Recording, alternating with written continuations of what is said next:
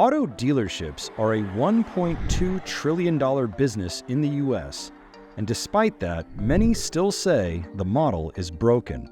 Name a retail experience that the general consumer despises more than purchasing a vehicle. As with many other categories of retail, car shoppers are also turning to the internet. More than 90% of consumers are going online at least some point in the process, even if only for research, and they're visiting fewer dealerships before buying. And for decades, car dealers have been trying to catch up. This is kind of the holy grail in the car business. Car makers like Tesla bypass dealerships entirely and sell directly to customers through their website. Others, like Carvana, sell used cars entirely online. Now, the heaviest heavyweight in e-commerce is entering the race. Hyundai is charging ahead with its EV ambitions, unveiling a new model, and we learned a short time ago the company will be the debut seller of cars on Amazon. When you talk to Amazon, what's really interesting is that they've got 150 million or so Prime customers, and one of the top products that their Prime customers are requesting to purchase online is an automobile. In the face of a potential threat from the online retail behemoth, shares of the major dealership groups and used retailers closed down somewhere between 4 and 8%, but they subsequently recovered. Anytime you hear about Amazon entering any sort of retail sector, the initial fear is that, oh, these guys are going to be the next that get quote-unquote Amazon, right? How committed Amazon is to car sales and how much it can influence the category remains to be seen. I question how much of this is a marketing and vaporware and how much of it is going to be truly transformational.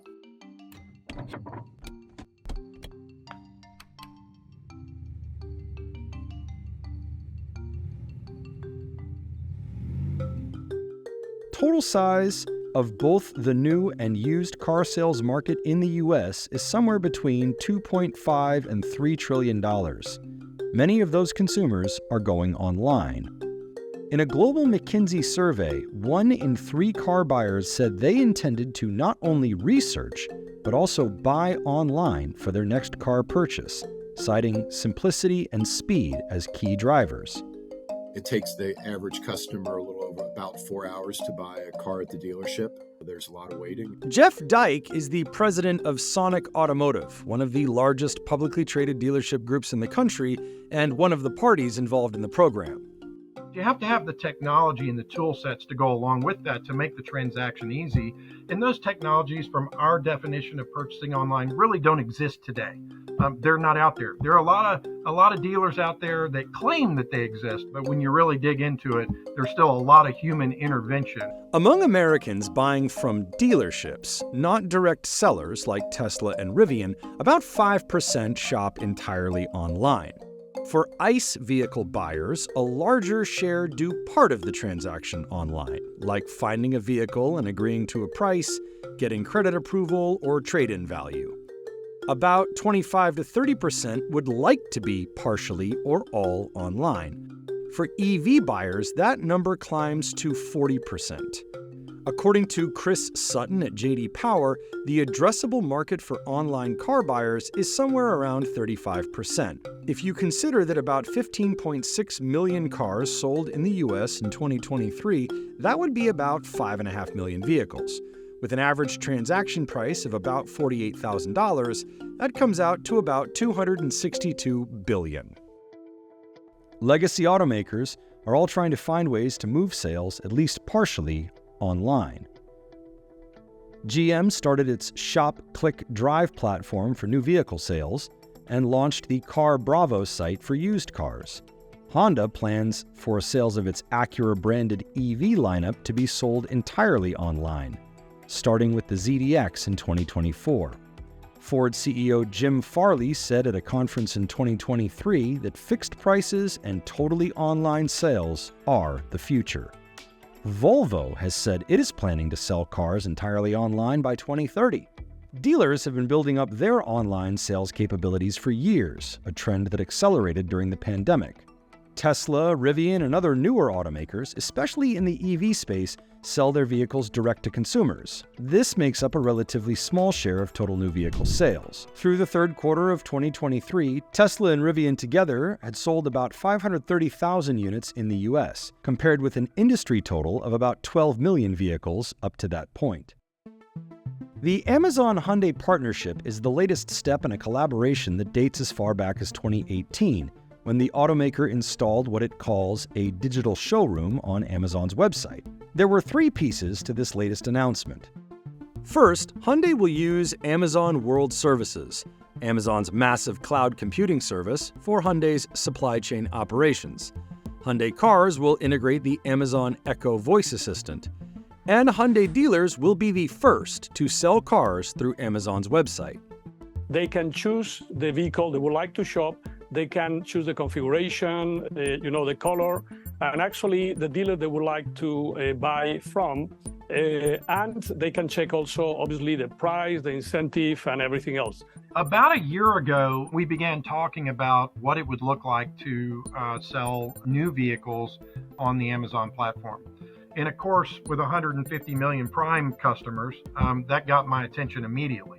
This is beginning as a pilot program involving 8 dealers who altogether own 18 dealership locations in 5 states.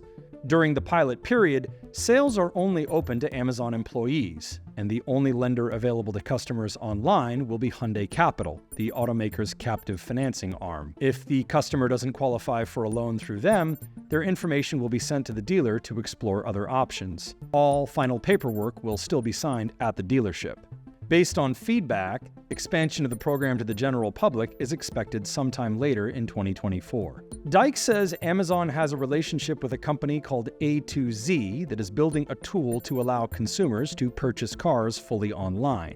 To me, that will be the first tool launched in this country that allows you to truly, by our definition, buy a car online and in an omni-channel experience. Amazon also has a council made up of large and small dealers to ensure the company is accounting for their needs across a range of topics. There are committees overseeing different aspects of the car buying process, a finance committee, trade-in committee, and so on. The plan is to provide one-price transactions without the familiar negotiation process. Customers can then pick up their vehicles in a dedicated Amazon section of their local dealership. Amazon said the pilot is a test and the plan is subject to change. Amazon has piloted programs before. Its grocery business was a pilot in Seattle for several years before the company bought Whole Foods and started building Amazon Fresh stores. If it becomes more clear that the company can have an impact and that it can be a large, significant business within Amazon, it gets more resources and you see a lot more effort. Jim Appleton is president of the New Jersey Coalition of Automotive Retailers, a trade association that represents the interests of franchised new car and truck dealers in the state of New Jersey. I learned about it when the Hyundai dealers learned about it, which was when it was announced by Hyundai and Amazon. There are about 510 franchised locations in the state where dealers sell and service motor vehicles on behalf of various automakers. Appleton isn't a Hyundai dealer himself, but estimates there are about 24 Hyundai dealers in the association he heads. Yeah, I'm really hard-pressed to understand how this is anything more than just a new kind of lead generator type program. No different than AutoTrader or Cars.com or any of the other lead generators that are well-known to consumers out there. There are also other retailers, such as Costco, who offer a car buying service and offer fixed prices and often discounts to shoppers. Amazon is not like the others. There's certainly a lot that they bring to the table, right? They bring a reputation and they bring a lot of traffic. The way that investors think about Amazon is because they have such a good relationship with their customers, they can literally try to sell them anything. You know, as long as it's something that improves the experience that they had previously, they can attempt to sell anything. Amazon also excels at logistics. Consider its rapid delivery times. A lot of customers also might prefer a haggle-free buying experience. One of the things when you purchase a new car is the negotiation of the price that consumers tend to dislike. Some get better, some get worse based on how good that they are or not in terms of negotiating. And so where Amazon can be a value, like what Costco's done over the years, is by layering in transparency in pricing. Finally, Amazon has access to massive amounts of capital. Analysts like Devitt think there are a few likely routes this could take. There are two big pieces to the car market, new and used. New cars are overwhelmingly sold by dealers, about 11.5 million of the 12 million sold through the third quarter of 2023. One possible route, Amazon acts like a lead generator for new cars, providing a platform for dealers to offer their vehicles. Dealers ultimately fulfill the sale, with Amazon adding further value wherever it can. But many speculate, and many dealers and investors worry, that Amazon could use this program to learn how to sell cars directly to customers. Amazon is an investor in Rivian, an EV maker that sells its vehicles directly online. There's been a lot of speculation about Amazon potentially launching its own EV or electric vehicle product. So no, I think it's natural. It's just not going to happen. That's preposterous. But I can 100% see and understand the argument. Amazon is very focused on protecting our profitability, and they should be. At the same time, they're very focused on protecting the manufacturer's brands and their turf. Amazon understands that. They didn't understand it in the beginning, but they understand it now. As companies like Tesla and Rivian have shown, bypassing dealers is tough. All 50 states have franchise laws dating back to the early days of the automotive business. They were designed to protect dealers from automakers competing with their own network once a dealership had established a presence in a local market. A third possible route is that Amazon moves into direct used car sales, like Carvana, currently the largest online seller of used vehicles.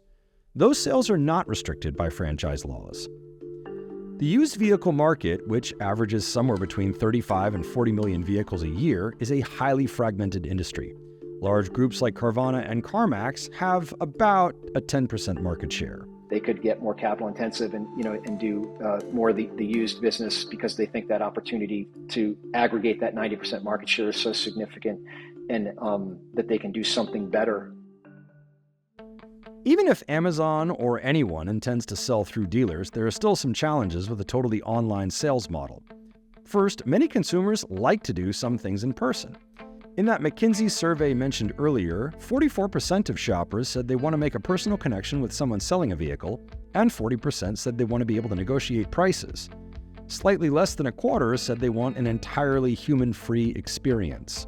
They don't always like negotiating, and they don't really like waiting around. So I think the promise of digital is, can we move the parts that the customer doesn't like or the parts that are inefficient online and still let them do some of the parts that they like in store. But there are still some unanswered questions. There are hard realities out there that aren't in the control of the dealer, and certainly aren't in the control of Amazon or Hyundai, which are going to have to be dealt with. And it's just not clear yet how they're going to deal with all of those issues. A lot of these issues are driven by regulations in different states and the requirements imposed by lenders. For example, some states and institutions allow documents to be signed online. Some require wet signatures on paper. The title industry within the automobile industry is the most absurd issue that I think we have in our industry today. It is an absolute disaster. Well, Amazon's a big company with a lot of levers that they can pull. And one of the projects that they'll tell you that I've asked to work on is, how can we legitimize the title process in this industry and get rid of paper titles and all the government oversight that you have on all that baloney? How do we get rid of all of that? What I'm concerned about is that they're going to oversell what they offer, and that they're going to leave the dealer with the hard and unpleasant task of delivering the bad news when the customer shows up at the showroom and finds out that it's not as simple as point, click, and buy. It's not something that I hold, that I have an equity value component in the Amazon, some of the parts or anything like that. I look at it and say, it's interesting. If it works, it could be a big business for them. If they shut it down, it's a non-event. This is a new adventure. Timelines can adjust. We could go sooner, we could go later. It just depends on how everything goes. But I'm pretty confident. Amazon, I haven't seen them miss a deadline yet.